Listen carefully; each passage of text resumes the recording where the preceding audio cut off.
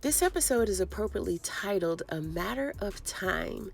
It's only a matter of time before the government raids the compound, and it's only a matter of time before the walls come crashing down on the plans for Ruth, River, and Joan to get the money. Season 4, episode number 1 of Tyler Perry's Ruthless has definitely set the stage for the dramatic antics that are up ahead.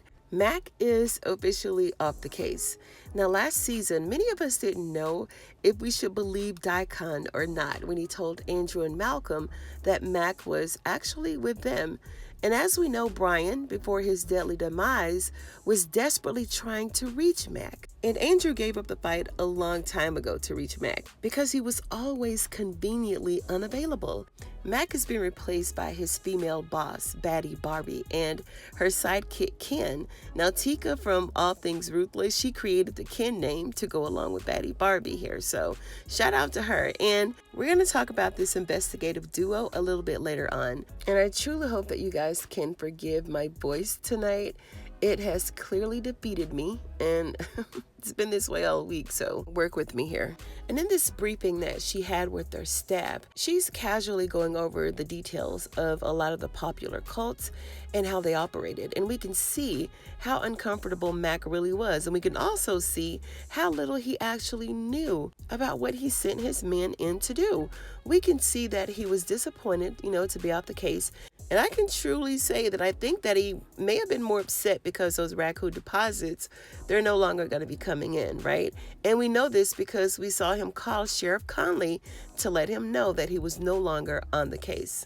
And I guess Mac's new boss was not the only one who had her suspicions about what was going on there in Virginia, because Deputy Kate also had her suspicions about what was happening with Deputy Polk. Sheriff Conley told her that Deputy Polk has a serious drug problem, probably out of his mind somewhere, and that he was trying to keep it secret and under wraps, but this was the reason that he wasn't reporting to work. Now, if you've been following the storylines here, we know that Deputy Polk was killed by Melinda. She stabbed him in the neck with a kitchen fork.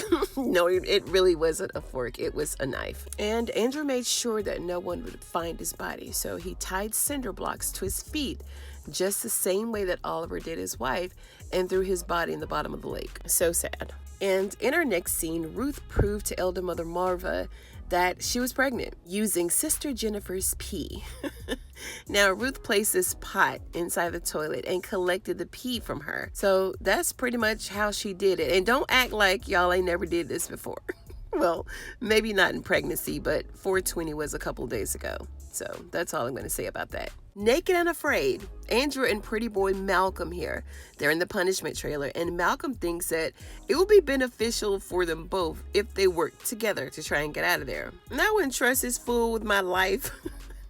He's made that mistake before, and Malcolm turned informant on him and Brian right in front of their faces. Andrew will be a fool to trust him again. Now, I cannot just schmooze over this scene as if we didn't see Andrew standing over there stark naked. I cannot just gloss over the fact that he was not wearing a prosthetic. And we ain't gonna pretend that we don't see him standing over there in full frontal nudity in his birthday suit. No, we ain't gonna do that, but Andrew, we see you. Now, I've already broken down parts of this scene right here where Andrew is standing over there in the corner with absolutely no clothes on. None.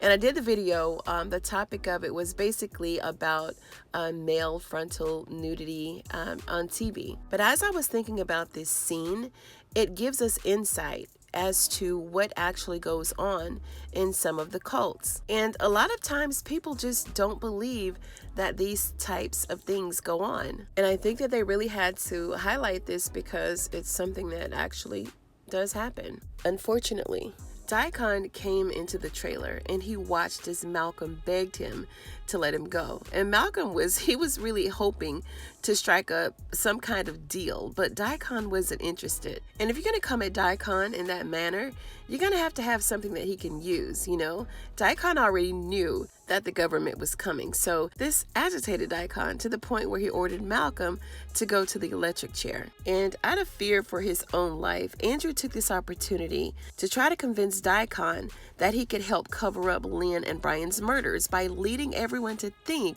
that it was a murder-suicide because of Lynn's affair with Malcolm. But Daikon didn't fall for that trick either.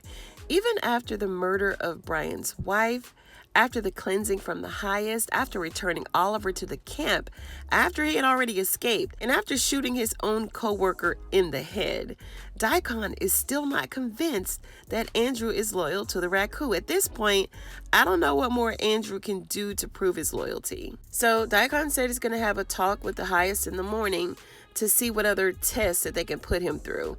You know, at this point, I'll just tell Daikon to F off.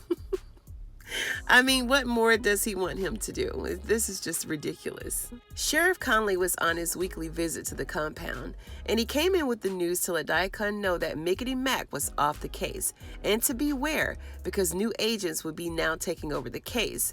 There were a couple of instances throughout this episode where cell phones and tower coverage came up.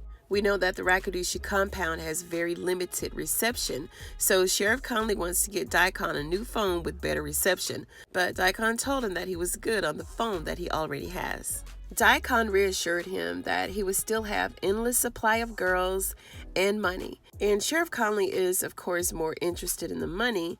Yeah, this is more of a money grab for him. Then we see River and Ruth. River broke the news to Ruth that he had killed the highest, so he thought, and that he also took $100,000, and that it was under his robe. And I'm with Ruth on this one. I'm like, boy, if you don't get your purple robe wearing, wait for me, I'm talking about some $100,000. What will 3 people do with 100 stacks? And River told her, well, we can just cut Joan out of the deal and keep the money for ourselves. That's a lot to go through for a little over $33,000 each, right? Or even $50,000 if River had it his way. That money will be gone in 3 months. So Ruth told him to take the money back and that they needed to go in to resuscitate the highest. Now, at this point, River is truly freaking out. He doesn't know what to do. He doesn't know what to say. He just knows that he wants the money and he wants to leave. That's it, and that's all. Anything that's standing in his way, any other plans that they've made, it's all a big blur to him at this point. Now, let's move on to Joan and her BFFs. She told them that they shouldn't have tried to leave, and she wants them to stay the night. Aaron is more interested to know why FBI agents are riding away in the trailer. Then Joan went on to explain, she's got an answer for everything, that there were very bad people on the compound that needed to detox from drugs, or they may have had some health issues where they needed to be restrained. Now, she told Aaron that the way that he was acting was making everyone nervous. Really, Joan? The way that you're acting is making everybody. I just cannot believe that Joan has totally flipped the script. And, Laura wants to play along to get along and try to encourage Aaron to do the same. If they want to walk out of those gates with their lives, then he'll comply. But I really think that deep down, Laura wants to stay for real and just telling Aaron all of this just to shut him up so that he'll stop nagging her every 2 seconds about leaving. And in the meantime, Joan went outside and she grabbed one of the soldiers to come in to corroborate her cockamamie story about people needing to detox. So she made him go and make up this long, drawn-out lie to support her lie. And Aaron still didn't fall for it, but Lauren was still all in. Ruth came up and she instructed Joan to keep an eye on River like he's a 6-year-old. She told her everything about what happened, and Joan thought that the amount of money that River stole and the fact that he wanted to cut her out of the deal was an insult to her intelligence. And I agree, because Joan has really been in some tight spots because of River. She helped him escape Daikon when he got caught with his hands in the safe. She helped to take care of him after a really rough night with the highest. So at this point, I would really consider her his friend. And I use that word lightly because look at how she's treating her friends.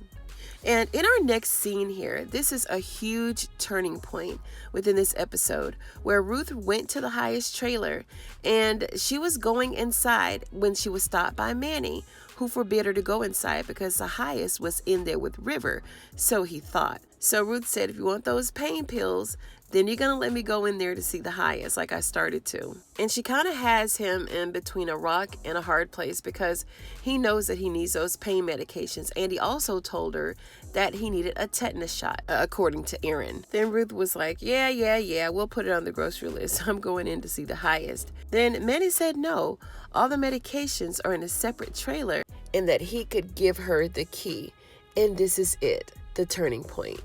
Ruth used the pills and the tetanus shot as leverage to get inside that medicine trailer, and she didn't even know it. And this medicine trailer came as a surprise to her, and nonetheless, she was definitely satisfied with the exchange. They both promised not to tell a soul, and she was off to see the highest. And Ruth went in with her healing oil, her praying cloth, and her Bible.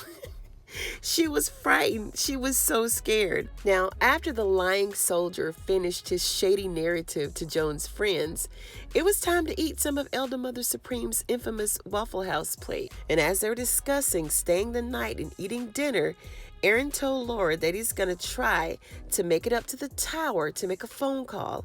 Again, I thought we've already established that there were no signals on the compound, so he has to be elevated a little bit higher in order to pick up that signal. And I guess Joan is now the official moonshine liquor lady. She's giving everybody moonshine, getting everybody drunk, right? She expressed to River that she couldn't believe that he was actually planning on leaving without her. So I guess now she's gonna, forgive him and make him feel a little bit better. The soldier came back with his report saying that he had convinced Aaron to relax and that they were fine for now. And in this meantime, River thinks that the highest is dead. So he's now going inside the trailer. And in the meantime, two of the soldiers brought Lacey in and lied her on the table. And I also broke down a portion of this video. And Elder Mother got close enough to her where she could see that Lacey was still breathing. There were no bullet wounds, of course. And she had made a DIY bulletproof shield made out of frying pans and duct tapes.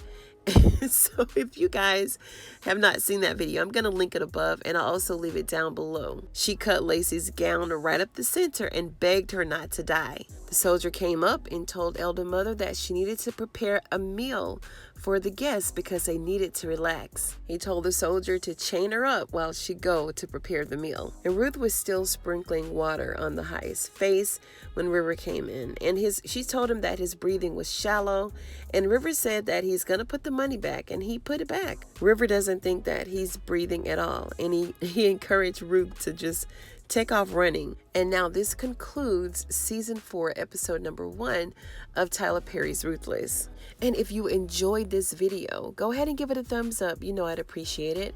And if you're a fan of Tyler Perry's Ruthless like I am, go ahead and sub to the channel, share this video, and watch the next one. Thank you so much for tuning in, you guys, and I'll see you on the next one.